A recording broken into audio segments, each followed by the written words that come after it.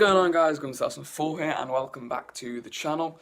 Now, as you can tell, this is a vlog. I'm doing another vlog. I haven't done one in a while, so I thought I might do a little bit of a vlog.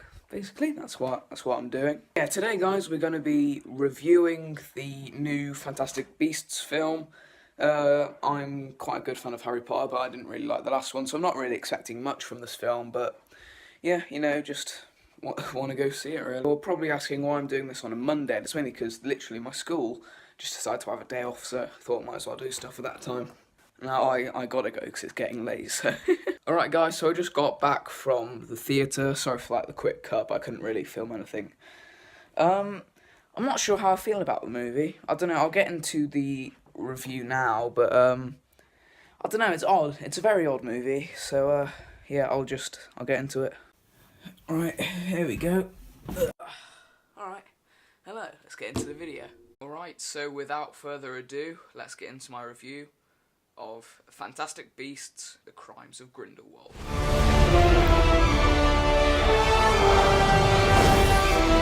So now we're getting into the video. I'm just going to get started. Crimes of Grindelwald it's an okay movie. It's not the best. You don't really have to rush to theatres to get it. If you want to see my rating of the movie, just skip to the timecode on the bottom, because I'm going to be going into some spoiler territory. But yeah, let's get into it. Alright, guys, let me start off the video by saying I'm a Harry Potter fan. As you can tell, I really like movies, and Harry Potter is one of them. You know, I have my own wand. I've been to like the small Universal Studios, and I'm a proud Ravenclaw. You know, my Patronus is a Minx cat, stuff like that. Like I'm a huge Harry Potter fan, and when I saw this, I was confused, and I didn't really like it. Honestly, the movie felt a bit like a cash grab when it comes to the whole Harry Potter series. People just feel like they need to make more to capitalise off it, and I feel like they've succeeded, because many people think that like it's going to be a good movie, they're going to go and see it, then they're just going to be really disappointed. And the movie sets up a lot of good storylines, but then the storylines end up being complete and total crap. Like, the trailers make out that it's supposed to be this massive, fantastic battle at the end with Newt and Grindelwald like fighting against each other and going to have a massive one battle, but really it ends really badly. The ending, it's a visual feast, but it doesn't have much emotion behind it. It's literally just a fire dragon and like a bunch of blue flames. No, it's a blue fire dragon and a bunch of red flames, and it's just engulfing the dragon. And it's just, it didn't really feel like an ending. Basically, for a better meaning of what this movie actually is, it's basically Crimes of Grindelwald Part 1, which is basically, it's one half of the story. It's not a full story. It won't end. It sets it up for a sequel, and that's the main problem with this movie. That's needless to say, though, the actor that plays Dumbledore, I'm not really sure what his name is, did a brilliant job at acting like a young Dumbledore, but then he hardly got any screen time. The movie is so, they had a good idea behind it, but it didn't bode so well. The execution of making that movie go through was just really terrible, and the main flaws of this movie was J.K. Rowling's script. It's just, she's not used to writing script, she's used to writing books, and that's why some of the dialogue feels stale and emotionless and doesn't really get through into your hearts. When like an inspirational character has a speech, you know that it's inspirational because you feel that pride, you feel that like, oh my god, I'm ready to go, the tension rises. When a speech happens in this movie, it's just emotionless. I was tempted just to whip my phone out and just go on Instagram or something whilst watching this movie. It is boring. Like, I hardly remember the plot at all. It's so jumbled and unforgiving. It starts right in the action, and then it floats down gently and gently, and then it just goes up and soars. They went to the Ministry of Magic in France twice, and the first time was in there for like 5 seconds. Like, it didn't even matter to the story, and they didn't have to put it. This movie can be condensed down into basically a 30-minute Harry Potter story that they could show on TV, which you could watch for free. You know, instead of paying like, I think we paid like £30 for 2 tickets just to watch this movie, and it felt boring and overdone, and too much was spent on the visual graphics, and none of it kind of fitted together. And one of the main bits of the story is that one of the main parts of the story is that the Easter eggs from the Harry Potter films, I saw a metaphor in somebody else's review on it that it was the Easter eggs are supposed to be the icing on top of the cake, but the icing was actually on the bottom of the cake this time and was the foundation for the film, but then it didn't actually come through properly. It's kind of like the soggy bottom, and then it just kind of sinks down, and it all gets jumbled up. Like Nick Flamel, Nearly Headless Nick, made an appearance, and all he did was shoot flames in the sky, which basically should have crumbled years ago because a simple handshake basically crippled his hand for most of the film. And then at the end of the film, it was just going like that into the air, when obviously that would have disjointed his hand at that point. None of it made any sense, and we didn't even know that Nagini, the snake from the original Harry Potter films, was Grievous's, I don't even know what their relationship is. There was a girlfriend or something like that. They spent too much time on Easter eggs than they did with character development, and that is one of the main points of this film that doesn't get across properly. I don't even know what her name is really until I saw a review on somebody of this film on somebody else. They pointed it out that it was Nagini, and I was like, oh my god, is that Nagini? It makes sense now. I didn't know her name. None of that was explained. When they just dropped it in, didn't explain anything, which it kind of it puts it into perspective. Neville literally chopped off a woman's head in Deathly Hallows Part 2, and it gives that snake something that didn't really matter in Deathly Hallows Part 2, gave it a person, and then took it away. It doesn't make any sense. And then, I don't know, it's all jumbled. It didn't make any sense. It didn't leave me feeling that, wow, that was a good movie at the end of the movie, like I did with Avengers, a Marvel movie, or when I saw Hacksaw Ridge, I felt, wow, that was an amazing movie. I was gobsmacked. This, I came out of it and I was like, it's alright, I guess. It's not good. It's not good. I wouldn't see it again. Unless I absolutely had to. I wouldn't go to a movie, see it again. I'm not going to pick up the DVD, and I know that for a fact. Whether I would pick up Fantastic Beasts: Where to Find Them, because that was, an okay movie, but I wouldn't pick up this movie, mainly because it's all jumbled and everybody else has this feelings.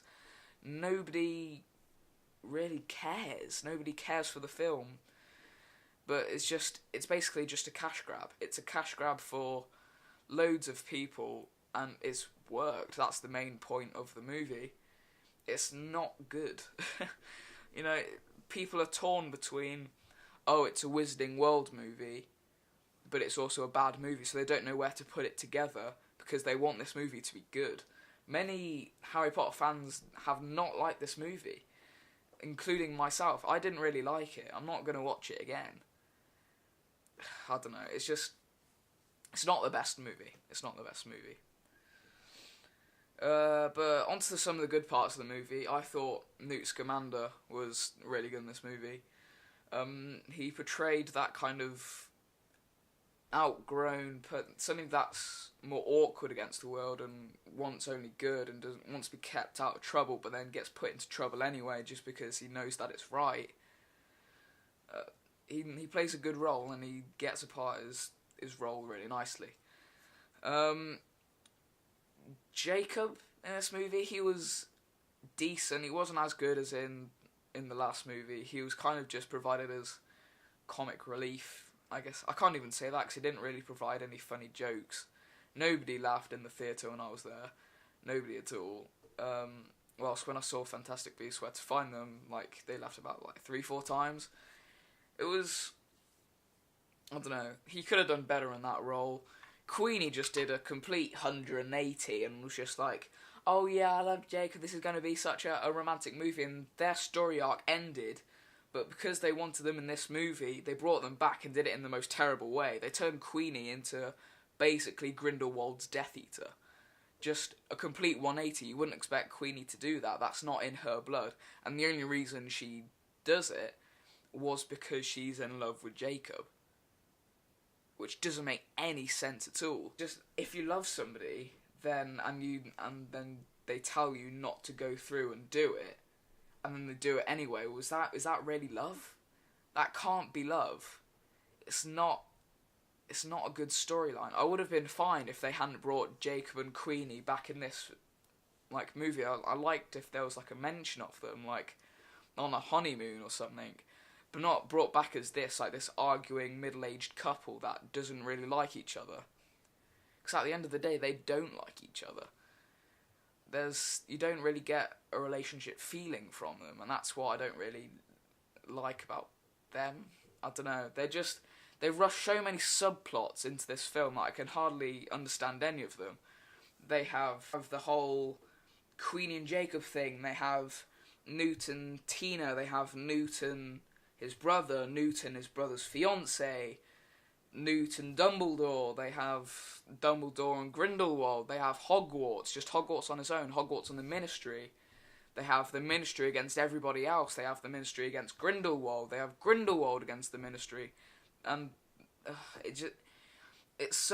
there's so many subplots in this film, nobody can keep track of them and nobody cares about them. You can tell that by the end of the movie, nobody's going to be talking about this. Nobody's going to be going, oh yeah, rush to the cinemas, this is an amazing movie. They're going to be going, yeah, it was alright, you don't really have to see it though. And that's not what a movie should have. They should have this, wow, that was amazing, they should do another one of these. But after this movie, I wouldn't feel like the story would be complete without another movie. And that's what I don't like about it. They should have ended it on Fantastic Beasts and Where to Find Them, because most of the story arcs had ended. And they shouldn't have tried to carry on. They based Fantastic Beasts and Where to Find Them from a book inside a book that didn't really have any coherent plot. And then they're trying to make a sequel off of that.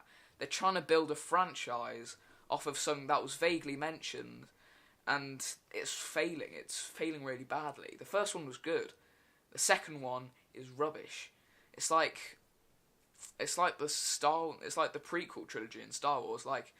Phantom Menace, it was okay, considered one of the worst ones. Attack of the Clones, and that was also considered really bad.